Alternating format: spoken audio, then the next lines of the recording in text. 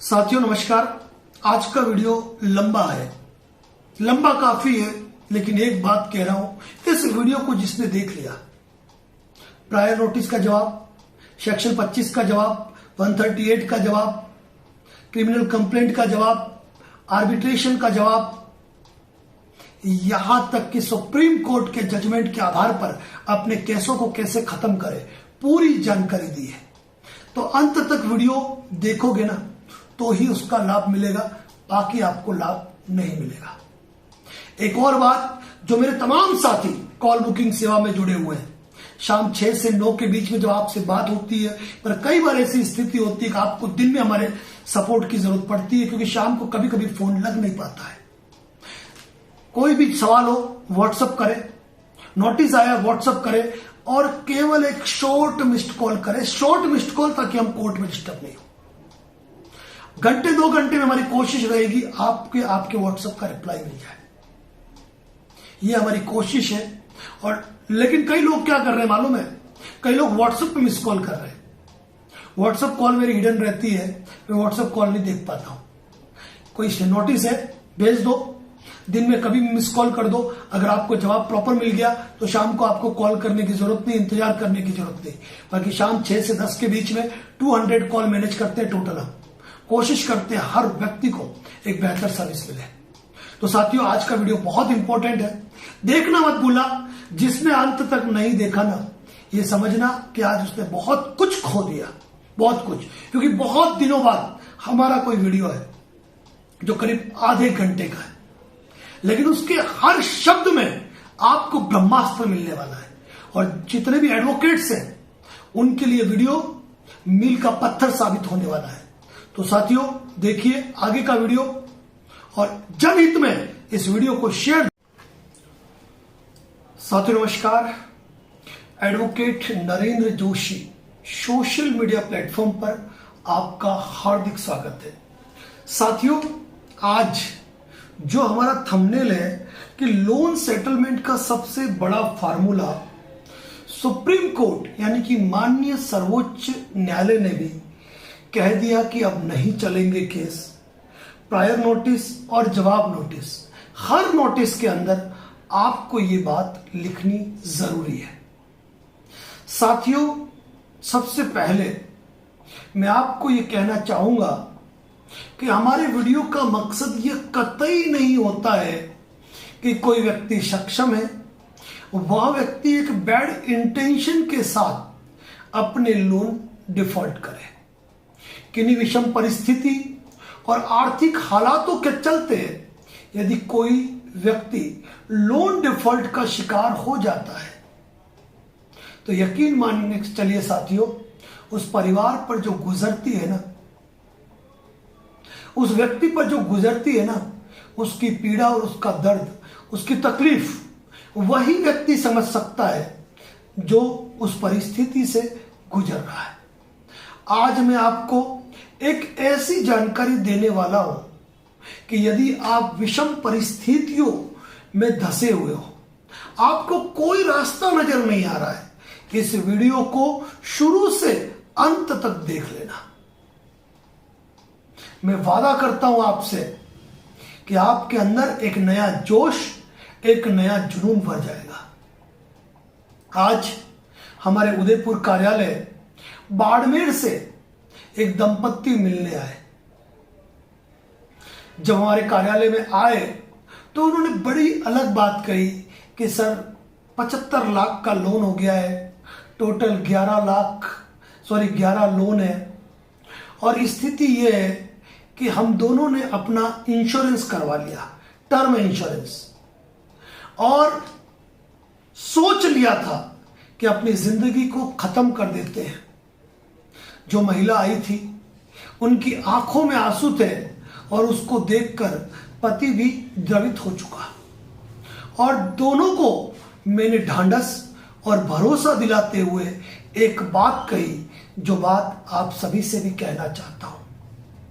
Insurance कंपनियां कितनी भी हो, कभी ये मत सोचना कि आपने कोई टर्म इंश्योरेंस लिया, आपने कोई लाइफ इंश्योरेंस लिया और आप अपने शरीर के साथ अपने जीवन के साथ समझौता कर दोगे तो इतनी आसानी से इंश्योरेंस क्लेम मिल जाएगा, कभी मत सोचना। मेरे कई साथी जो मुझे इस वक्त देख रहे हैं वह इंश्योरेंस एजेंट भी है, डेवलपमेंट ऑफिसर भी है, CLIA भी है। इन तमाम परिस्थितियों में वह सभी लोग ये जानते हैं कि यदि किसी व्यक्ति के इंश्योरेंस लेने के बाद यदि मृत्यु होती है तो बाकायदा इंश्योरेंस की टीम बैठती है, क्लेम जो पास करती है उसकी टीम बैठती है और वह खंगाल ही लेते हैं कि किन कारणों से आपने अपने जीवन को समाप्त किया।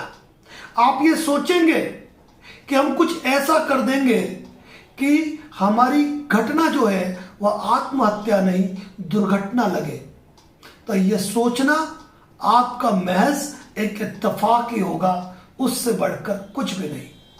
यदि आपके इंश्योरेंस को 3 साल का वक्त नहीं हुआ है तो आप ये मान के चले कि आपको इंश्योरेंस क्लेम नहीं मिलेगा। मैं खुला कह रहा हूं कि इंटेंशन के साथ अगर आप ऐसा काम करोगे तो कंपनियां, जो इंश्योरेंस कंपनियां है ना, वो उस तार को ढूंढ निकालेगी। इसीलिए जो तमाम साथी इंश्योरेंस करवा के इस प्रकार का कृत्य करने की सोच रहे हैं उन्हें कहूंगा रुक जाइए, इस वीडियो को पूरा सुन लीजिए। यदि आप मल्टीपल लोन डिफॉल्ट के शिकार हैं तो हाल ही में माननीय सर्वोच्च न्यायालय ने 138 NI एक्ट प्रकार में लिखित अधिनियम, जिसे इंग्लिश में कहा जाता है नेगोशिएबल इंस्ट्रूमेंट एक्ट 1881 के अंदर एक नजीर दी है, जिसका जिक्र इसी सप्ताह में वीडियो में कर चुका हूं। इसी सप्ताह के सर्वोच्च न्यायालय के नाम से थंबनेल बना हुआ है, उस वीडियो को देख के आप ड्राइव लिंक से वह जजमेंट भी डाउनलोड कर सकते हैं जो हिंदी भाषा के अंदर है। तो यहां पर एक बात मान के चलिए कि किन्हीं विषम परिस्थितियों में लोन पर लोन लेकर यदि आप लोन की EMI चुका रहे हैं तो जाहिर सी बात है कर्ज के दलदल में धंसना ही धंसना है। आप भले सोच रहे हो कि मैं मेरा सिविल स्कोर मेंटेन करूंगा, लेकिन कब तक? एक वक्त ऐसा आ जाएगा जब आपके शरीर का रोम रोम कर्जे में डूबा होगा। एक वक्त ऐसा आ जाएगा जब आपने सोचा है कि मैं मेरे परिवार को पता नहीं लगने दूंगा, तो परिवार ही नहीं पूरे समाज को, पूरे गांव को, पूरे मोहल्ले को, पूरे शहर को यह पता लगेगा कि यह बंदा लोन के दलदल में धंस चुका है। तो इतने रसातल में फंसने से बेहतर यह है कि हम आज ही इस मामले को स्टॉप करें और समझे पूरी रणनीति को। आपने लोन लिया, आप लोन डिफॉल्ट हो गए, क्या सारी गलती आपकी है? क्या उस NBFC कंपनी की कोई गलती नहीं है जिसके पास सिस्टम है आपका सिविल स्कोर चेक करने का और ये देखने का कि हर महीने आपके अकाउंट में कितना पैसा आ रहा है और आप कितनी राशि की EMI पे कर रहे हो? हम हमारे गूगल पे, फोन पे, पेटीएम, पैसा बाजार के माध्यम से हम हमारी जो सिविल रिपोर्ट देखते हैं ना, उससे ज्यादा इनका सिस्टम डेवलप है। ये तो हमारी जो फाइनेंशियल हिस्ट्री है ना, जो हमारी क्रेडिट हिस्ट्री है, उनको इतनी अच्छी तरीके से एनालिसिस कर सकते हैं कि ये जानते हैं कि यह व्यक्ति जो है आगे लोन नहीं भर पाएगा, फिर भी लोन पे लोन देते रहते हैं।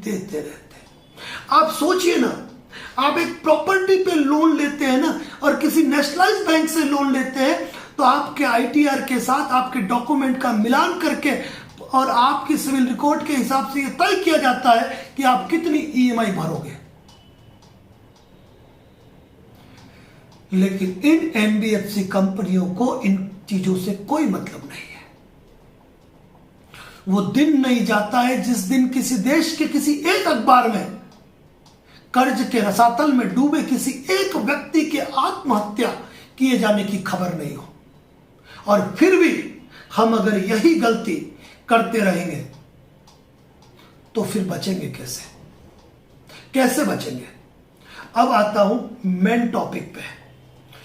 कल हमारे एक साथी अमीर जी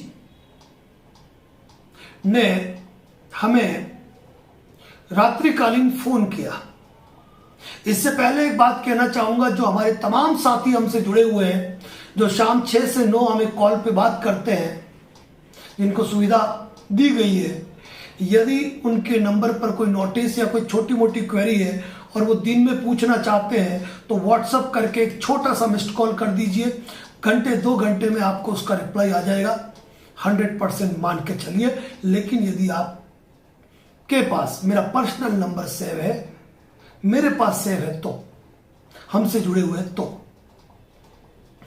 यदि आप हमसे जुड़ना चाहते हैं तो जो ये ऑफिस का नंबर जो आपको दिख रहा है डिस्प्ले पे, आप उस पर व्हाट्सअप करें, वो आगे का प्रोसेस बता देंगे।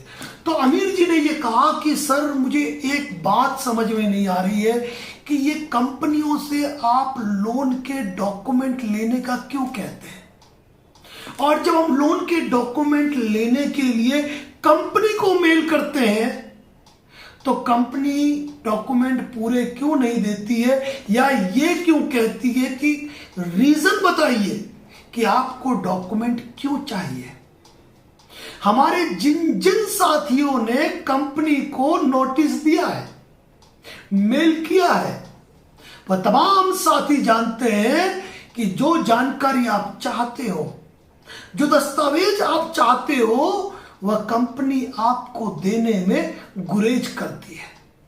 आपके नोटिस का रिप्लाई कर देगी, लेकिन आपको डॉक्यूमेंट प्रोवाइड नहीं कराएगी। तो अमीर जी ने हमसे पूछा, मोहम्मद अमीर जी ने, कि सर इन डॉक्यूमेंट की हमको क्या जरूरत है, ये डॉक्यूमेंट क्यों कहते हो आप लेने चाहिए, इस पे एक वीडियो बनाइए। तो आज का ये वीडियो उसी टॉपिक पर है। तो साथियों, आज का ये वीडियो इसी टॉपिक पर है कि हमें लोन के डॉक्यूमेंट क्यों लेने चाहिए। हम यदि लोन डिफॉल्ट हो चुके हैं तो हमें कंपनी से लोन डॉक्यूमेंट की डिमांड क्यों करनी चाहिए। हाल ही में माननीय सर्वोच्च न्यायालय द्वारा 138 का एक जजमेंट दिया गया, नजीर दी गई, और वो नजीर आज से 5-7 दिन पहले के वीडियो में ड्राइव लिंक में डाली हुई है। यूट्यूब चैनल की जो वीडियो है उसके डिस्क्रिप्शन बॉक्स में आप चले जाना, वहां मिल जाएगी। तो साथियों, जब भी आप डॉक्यूमेंट मांगोगे ना, कंपनी आपको डॉक्यूमेंट देने में गुरेज करेगी, डॉक्यूमेंट देगी नहीं। ऐसा लगता है कंपनियों को कि आपने उनकी किडनी मांग ली है, और जब लोन डॉक्यूमेंट की डिमांड करोगे ना तो वो सीधे सेटलमेंट पे आ जाएंगे। अब मैं बताता हूं कि वो लोन डॉक्यूमेंट देने से क्यों आगे पीछे होते हैं। क्योंकि कई कंपनियां अपने लोन डॉक्यूमेंट का जो एग्रीमेंट होता है उसके अंदर लिखती है सब्जेक्ट टू जुडिक्शन। जुडिक्शन जो होता है, जुडिक्शन यानी कि क्षेत्राधिकार।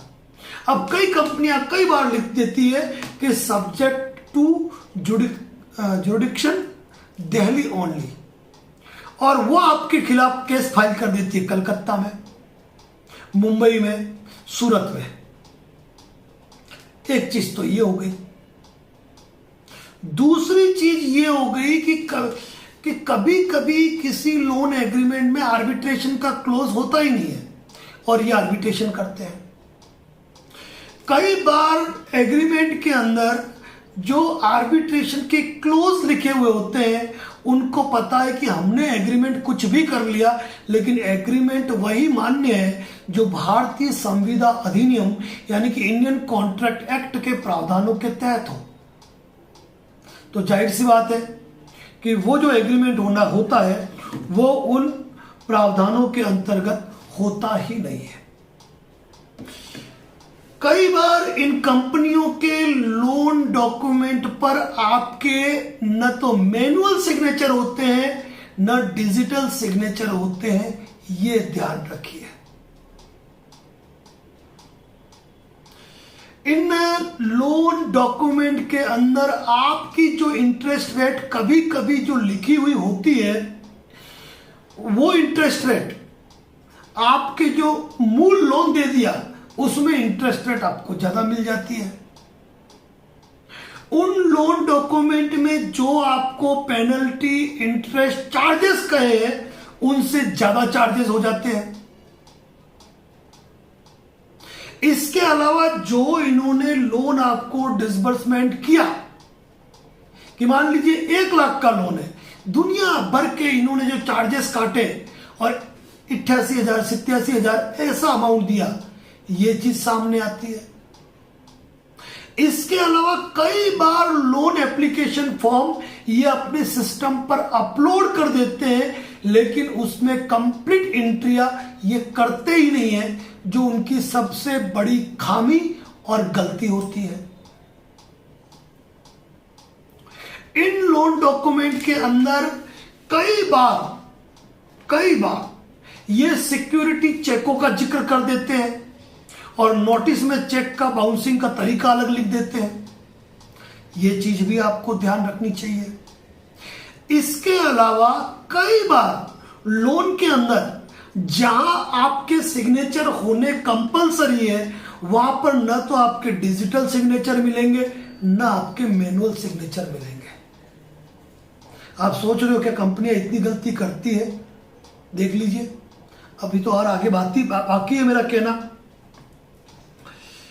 इसके अलावा कई बार कंपनियां आपके खिलाफ PNS 316, 318 का मुकदमा दर्ज करवाती है और लोन का एग्रीमेंट आता है तो एग्रीमेंट एग्जीक्यूट हुआ दिल्ली में, लोन लिया आपने सूरत में आपके खाते में पैसा आया, लेकिन मुकदमा इन्होंने चेन्नई में कर दिया। अब भाई क्षेत्राधिकार कैसे बनाया, ये भी एक अलग बात हो गई। कंपनियों के registered office, corporate office, head office जो है वो जिस शहर में नहीं है और जिस शहर के आप नहीं हो, उस एरिया में ये आर्बिट्रेशन कर रहे हैं, उस एरिया में BNS 316, 318 कर रहे हैं। जिस बैंक अकाउंट में आपकी EMI हिट होकर जा रही है, क्रेडिट हो रही है या बाउंस हो रही है, वहीं पे सेक्शन 25 का मुकदमा होता है, लेकिन ये मुकदमा दूसरे एरिया में कर रहे हैं। ये भी पॉइंट्स की बात है। कई बार आपका लोन स्टेटमेंट और लोन रीशेड्यूल दोनों मैच खाते ही नहीं है, दोनों में अलग अलग चीज आपको नजर आएगी। ये कारण बहुत बड़ा इंपॉर्टेंट है। लोन देने के लिए जो प्रक्रियाएं होती है, वेरिफिकेशन रिपोर्ट वगैरह, ये इनके पास कभी मिलेगी ही नहीं। लोन देते समय जो सिविल स्कोर रिपोर्ट इन्होंने आपकी निकाल के फाइल अटैच की है, उस सिविल रिपोर्ट में स्पष्ट रूप से आ रहा है कि आपने कितने लोन ले रखे, इसके बावजूद इन्होंने आपको लोन दे रखे हैं।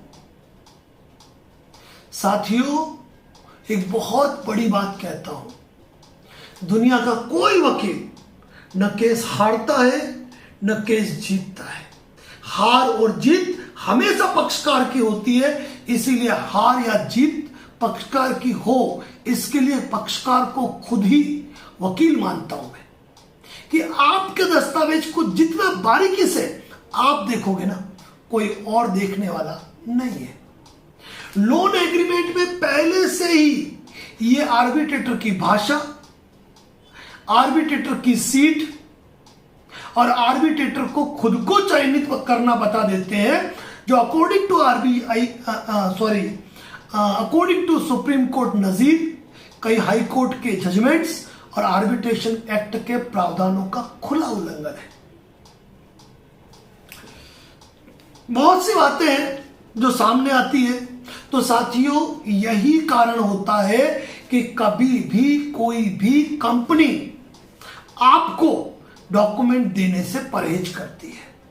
लोन स्टेटमेंट जब आप लोगे तो लोन स्टेटमेंट में मल्टीपल ECS हिट मिलेंगे, ये भी तो कारनामा है। हमारे बजरंग जी भाई साहब ने हमसे पूछा कि सर मुझे बताइए कि ये लगातार ECS हिट क्यों करते हैं, कारण क्या है? तो उन्होंने कहा व्हाट्सएप पे रिप्लाई कर दीजिए। मैंने कहा नहीं, मैं तो फोन करूंगा, फोन पे जवाब दूंगा।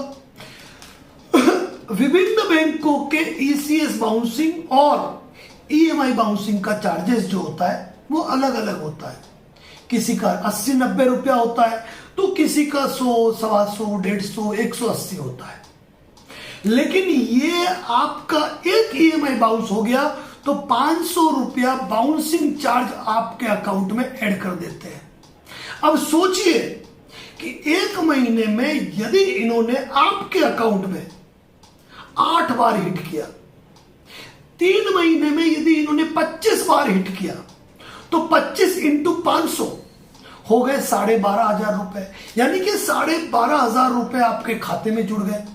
इसके अलावा लेट फीस, पेनल्टी, जो चार्जेस इनको लगाने होते हैं वो सारे चार्जेस लगा देते हैं। 30% लोग ही सेटलमेंट करते हैं, लेकिन 70% लोग अपने सिविल को मेंटेन करने के लिए बराबर इनको पे करते हैं। तो ये जो आंकड़ा है ना कि 100-125 रुपया चार्ज कटा है, लेकिन इन्होंने आपको 500 रुपया पर चार्ज दिया, तो ये इनकी एक स्पष्ट रूप से इनकम है, ये मान के चलिए।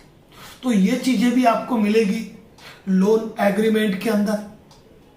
अब आपका लोन अगर सिक्योर्ड है, अगर आपका लोन अनसिक्योर्ड है, तो यहां पर आप जो भी प्रायर नोटिस देते हो, सेक्शन 25 का रिप्लाई देते हो, 138 का रिप्लाई देते हो या आर्बिट्रेशन का रिप्लाई देते हो, तो वहां पर आपको डॉक्यूमेंट की डिमांड करनी चाहिए। सिक्योर्ड लोन में अलग डॉक्यूमेंट होते हैं, अनसिक्योर्ड लोन में अलग डॉक्यूमेंट होते हैं।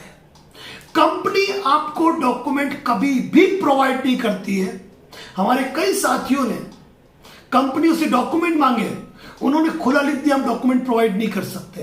साथी मुझे फोन करके कहते हैं सर प्रोवाइड नहीं कर सकते। अरे उन्होंने ऐसा जवाब लिखा तो आप सीधा आरबीआई को कंप्लेंट फाइल करो, क्योंकि दुनिया के किसी भी एक्ट में, चाहे वो कंज्यूमर एक्ट हो, चाहे वह बैंकिंग एक्ट हो, चाहे वह आरबीआई के प्रावधान हो, चाहे वह एनबीएफसी के भी प्रावधान हो, किसी भी प्रावधान के अंदर ये नहीं लिखा हुआ है कि एक लोन अकाउंट होल्डर को उनके डॉक्यूमेंट नहीं दिए जाए। एक लोन अकाउंट होल्डर कंज्यूमर होता है कंपनी का और उसको वो डॉक्यूमेंट देना अनिवार्य है।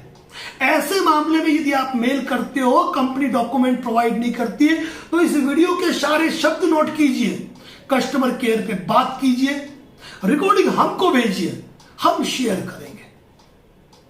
डरने की जरूरत नहीं है साथियों। तो माननीय सर्वोच्च न्यायालय के आदेश में यही था कि यदि आपने कोई नोटिस दिया है, कोई जवाब नोटिस दिया है और उस जवाब नोटिस में आपने कोई ऐसे डॉक्यूमेंट चाहे हैं जो डॉक्यूमेंट्स आपके केस में आपको पुख्ता साबित कर सके, आपकी प्रतिरक्षा कर पाए, आपकी डिफेंस कर पाए, और यदि ये दस्तावेज उपलब्ध नहीं कराए जाते हैं तो ऐसे केसों को खारिज किया जा सकता है। आपने अगर प्रायर नोटिस दिया है, आपने यदि सेक्शन 25, 138 नोटिस का जवाब दिया है, यदि आपने क्रिमिनल कंप्लेंट का रिप्लाई दिया है और आपने यदि डॉक्यूमेंट की मांग की है और आपके पास इसके पर्याप्त साक्ष्य, जवाब की कॉपी, डाक रसीद और डिलीवरी रिपोर्ट है, तो भारत देश के किसी भी न्यायालय के अंदर इन्होंने यदि केस फाइल किया है तो आप अपना ऑब्जेक्शन प्रीकॉग्निजेंस पर फाइल करें और डायरेक्ट ये नहीं डॉक्यूमेंट दिलाए, ये जवाब दिया गया था, इन्होंने डॉक्यूमेंट उपलब्ध नहीं करवाए, सुप्रीम कोर्ट की जो जजमेंट है उसको लगाए, इस केस को खारिज किया जाए। कोर्ट केस खारिज करे या ना करे, कोर्ट कॉग्निजेंस ले या नहीं ले, क्या, लेकिन आपकी एप्लीकेशन रिकॉर्ड पे आ गई। ऐसी स्थिति में यदि कोर्ट ने कॉग्निजेंस लिया तो आप उस कॉग्निजेंस को चैलेंज कर सकते हैं, क्वेश्चन करा सकते हैं हाई कोर्ट्स के अंदर, और नहीं भी कराया तो जब इस केस की ट्रायल चलेगी तो आप यकीन मान के चलना साथियों, सेक्शन 25, 316, 318 के जितने भी मुकदमे दर्ज होते हैं ना, कोई भी कंपनी प्रॉपर डॉक्यूमेंट पेश नहीं करती, प्रॉपर डॉक्यूमेंट पेश नहीं करती है। ऐसी कंडीशन में साक्ष्य अधिनियम की धारा के अंतर्गत आप एक एप्लीकेशन मूव ऑन करके कंपनी का रजिस्ट्रेशन सर्टिफिकेट, एमसीए का, आरबीआई का लाइसेंस, कंपनी के आर्टिकल एंड मेमोरेंडम, कंपनी के बोर्ड ऑफ डायरेक्टर की डिटेल, कंपनी के पावर ऑफ अटॉर्नी होल्डर जो है ना, किस आधार पर, किस रेजोल्यूशन के साथ उनको पावर ऑफ अटॉर्नी होल्डर नियुक्त किया गया, उसके डॉक्यूमेंट, कंपनी की लेंडिंग पॉलिसी, लोन से संबंधित संपूर्ण दस्तावेज। फिर कहता हूं, सिक्योर्ड लोन में अलग, अनसिक्योर्ड लोन में अलग, ईसीएस मैंडेट सिग्नेचर, ये सारे डॉक्यूमेंट आप कोर्ट में तलब करा सकते हो। और जब आप लैंडिंग पॉलिसी रिकॉर्ड पे लेंगे ना, और कंपनी के agreement, document, sanction letter, reschedule, ECS mandate form, सबको रिकॉर्ड पे लेंगे तो कुछ नया कारनामा देखने मिलेगा। यहां तक कि आप कंपनी का बैंक स्टेटमेंट, जिसमें आपका ईसीएस उस तारीख को हिट हुआ है, कंपनी के ब्रांच जिस बैंक खाते का है, उसका स्टेटमेंट मंगवा सकते हो उस महीने का। और कोर्ट इस मामले में तलबी का आदेश करेगा और ये डॉक्यूमेंट रिकॉर्ड पे आएंगे। और एक बात बता दूं, एक ऐसी एप्लीकेशन लगा दी ना, वो केस लिंगर ऑन हो जाता है, लिंगर ऑन। कारण क्या है मालूम है? वो जो एडवोकेट्स होते हैं उनके साथ में लेके नहीं घूमते, न पावर ऑफ अटॉर्नी होल्डर साथ में लेके घूमता है। जैसे ही आप एप्लीकेशन लगाओगे, एप्लीकेशन की copy Clement company, sorry complainant जो एडवोकेट है उनको दी जाएगी। फिर उस मामले में वो जवाब पेश करेंगे, फाइल आर्ग्यूमेंट में आएगी, एप्लीकेशन पे ऑर्डर होगा। ऑर्डर यदि पक्ष में हुआ तो वो उस ऑर्डर से कंपनी के डॉक्यूमेंट तलब करेंगे। और कंपनी डॉक्यूमेंट देगी नहीं, वो उसमें रिवीजन में जाएंगे। और यदि आपकी एप्लीकेशन को नहीं माना गया तो आप रिवीजन में जाओगे। सालों साल निकल जाते हैं, सालों साल, चाहे सेक्शन 25 हो, 316, 318। इस वीडियो का मकसद ये नहीं है कि मैं सालों साल की बात कर रहा हूं। वीडियो का मकसद ये है कि फर्जीवाड़ा करके यदि कोई कंपनी यदि लोन डिफॉल्टर को हैरान परेशान करने का काम करती है, आए दिन अखबारों की खबरें हम देखते हैं, लोग आत्महत्या पे आत्महत्या करते जाते हैं, लेकिन उनको सही सजेशन नहीं मिलता है, सही सजेशन नहीं मिलता है। हम जानते हैं हर रोज शाम 6 से 10 जब हम लोगों की कॉल मैनेज करते हैं, हम जानते हैं कि कितनी तकलीफों से गुजर रहे हैं वो लोग। कुछ रिकवरी एजेंट को बड़ा मजा आता है हमारे लिए नेगेटिव कमेंट्स लिखने में, लेकिन उनको लोगों का दर्द नहीं दिखाई देता है। साथियों, advocate Narendra Joshi YouTube channel पर वो प्लेटफॉर्म तो नहीं है कि देश का हर व्यक्ति हमारा वीडियो देख पाए। हम चाहते हैं कि हर व्यक्ति हमारा वीडियो देखे और अपना वकील खुद बने। इसीलिए एक बात ध्यान रखना, यदि मल्टीपल लोन के शिकार है ना, तो प्रायर नोटिस आज ही दीजिए, सेक्शन 25 का जवाब तुरंत दीजिए, हर कागज रजिस्टर्ड पोस्ट से भेजिए।